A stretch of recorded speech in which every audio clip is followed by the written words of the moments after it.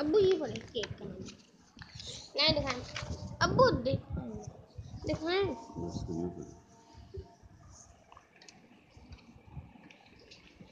مدینے چلے کہانی کا نام ہے کیک کہانی۔ عائشہ نے اپنے بھائی راشد سے شرط لگائی کہ وہ بہت اچھا کیک بنا سکتی ہے۔ کیک بنانے کے بعد اس نے سوچا کہ وہ کیک کو چکھ کر دیکھے۔ اس نے پہلی دفعہ کیک بنایا تھا۔ جب اس نے کیک کو ہاتھ لگایا تو وہ بہت سخت نکلا۔ اس نے دروازہ کھول کر چھری نکالی اور چھری سے بھی کاٹنے کی کوشش کی مگر کچھ نہ ہوا۔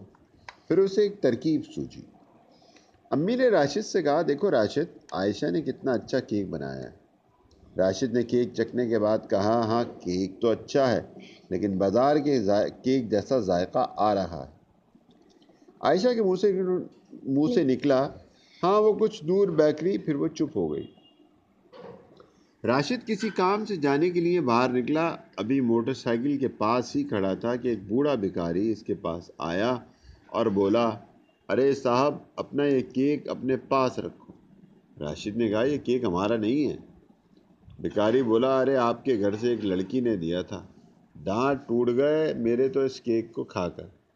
اچانک عائشہ راشد سے کچھ کہنے باہر آ گئی۔ بھکاری عائشہ کو دیکھ کر بولا، اسی لڑکی نے یہ کیک دیا تھا۔ عائشہ بولی، ارے میں نے کب دیا تھا، کسی اور نے دیا ہوگا۔ اسی وقت ایک بچہ آیا اور عائشہ کو روپے دیتے ہوئے بولا، باجی آپ نے بیکری سے جو کیک منگوایا تھا اس کے باقی پیسے دینا بھول گیا تھا، یہ لے لیں۔ راشد کے سامنے کیک کا پول کھل چکا تھا۔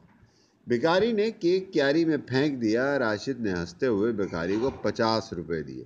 اب عائشہ نے کیک بنانا سیکھ لیا ہے۔